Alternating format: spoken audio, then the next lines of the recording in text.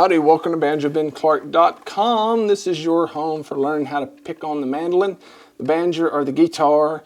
I am in the process throughout 2013. Now, it may be 2020 that you're watching this video. If so, hello.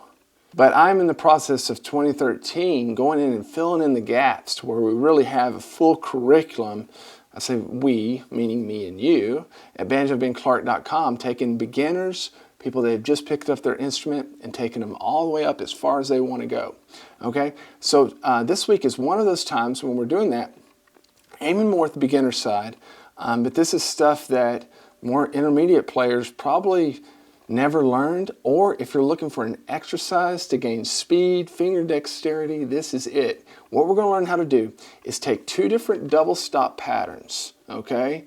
And we're going to learn how to, no matter what key you're playing in, find out how to use them and how to move through them so that you can get some cool feels. And we're going to do that by doing it in an exercise. As I'll play for you here in just a little while, we're going to just walk through some double stops like that, but then I'll teach you how to apply like some tremolos to it to go from one chord to the next. It's really cool. We're going to learn this chord position, and then we're going to use another double stop position so that no matter where you are on the neck, whatever key of song you're in, you'll know how to do some fills and work from one chord to the next, okay?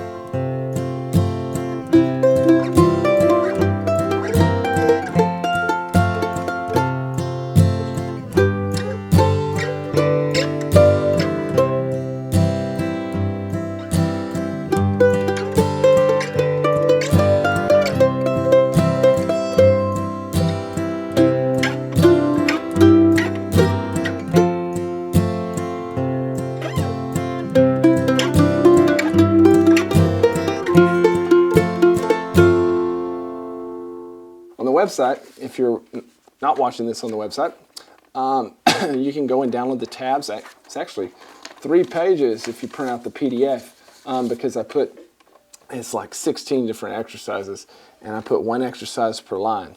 It's worth it. Or if you don't want to download the PDF, you can download the handy TEF file, which if you have that free TEF view player that you can download, which I also tell you about on the site, then it'll play the tab for you. And you can practice along with it, slow it down, and all kinds of stuff. But jump over there and get those tabs, and let's get to work on this thing. Check it out. The first chord that we're going to concentrate on is the chord of G. Okay, so looking there in measure 1, you'll notice that I have, of course, the tab numbers, but beneath each one of the notes, I have a down arrow if it's a downstroke. Measures 1 through 4, they're going to be all downstrokes as we're playing these half notes here. Later on, we'll get some up arrows and some upstrokes. Okay, but we're starting out with a very basic double stop position. Okay, many of you, if you were to learn your very first G chord, that was probably it, right? 2nd fret on your A string, 3rd fret on your E string. I want to teach you how to take that and just work through some harmonies of intervals so that you can have something to play whenever you're doing your fills, as I explained. So we're going to start here on this G, and I do want to make the point that if we're in G, we know that because this middle finger here is on a G note. This is an E string, so I know a lot of you may not know your notes in your mandolin neck, but that's why you're here learning. E string, and then we go to an F, there's an F sharp, and then the third fret is a G. So in this position, when you have one finger on this string and the next finger below it and back a fret, you're playing part of the chord that your middle finger is on. If we were to take this and move it, as we'll see in a little while, to where we put our middle finger, I don't know, we can just pick one. Let's pick the 5th fret of the A string. What note is that? Well, if you don't know, I'll go ahead and tell you. It's a D note. Okay, so I know that if I take this finger and put it one string above it and one fret back, if I play those two strings together, that I'm going to have part of a D chord. And indeed, that is part of our D chord. So here we've got this G, partial G chord, this G double stop.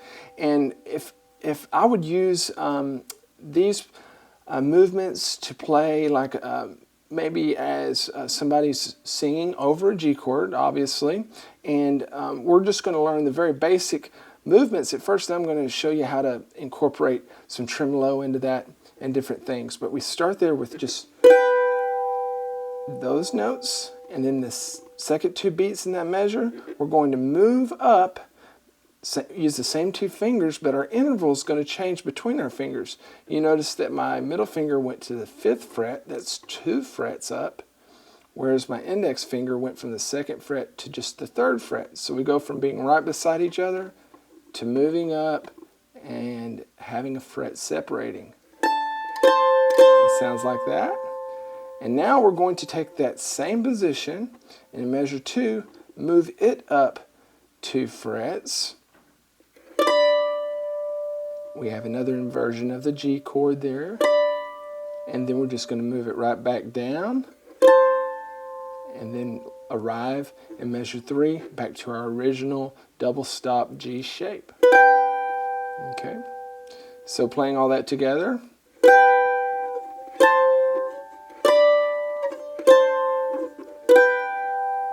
Now that may seem like something really, really simple to you, but it sounds really cool in a song whenever someone's singing, or maybe you're doing some fills over a G chord and you want to do some tremolo.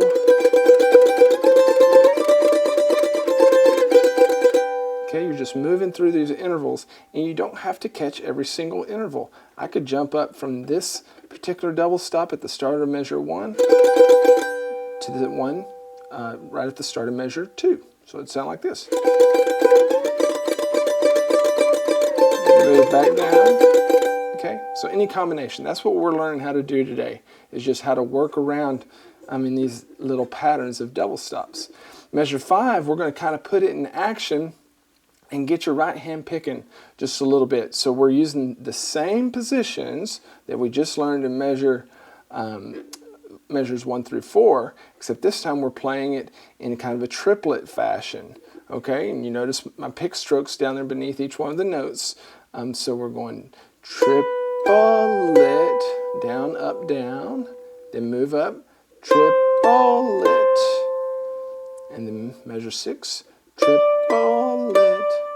See how we're following our same pattern with our left hand? Back down, triplet.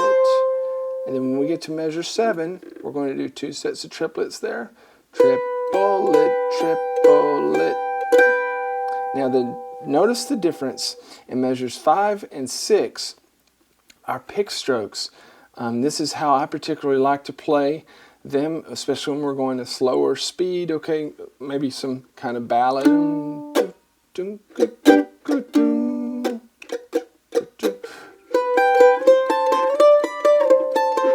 Okay, I'm going down, up, down, and then you'll notice my second set of triplets in measure 5 is another down, up, down. So I have 2 down strokes in a row. Same thing in measure 6.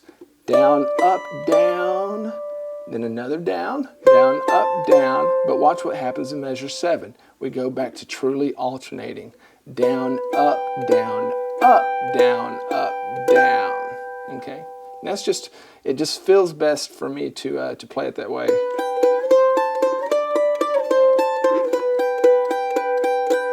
Good. Now let's take this same chord, the same position, and all we're going to do is just move it up a string. Now where's our middle finger land? It lands on the 3rd fret of the A string. Okay, what note is that? Well, I'll go ahead and tell you it's a C note. So that means we can put this finger down behind it and we can have part of a C chord. And we can work through these same patterns. Let's take a look at that.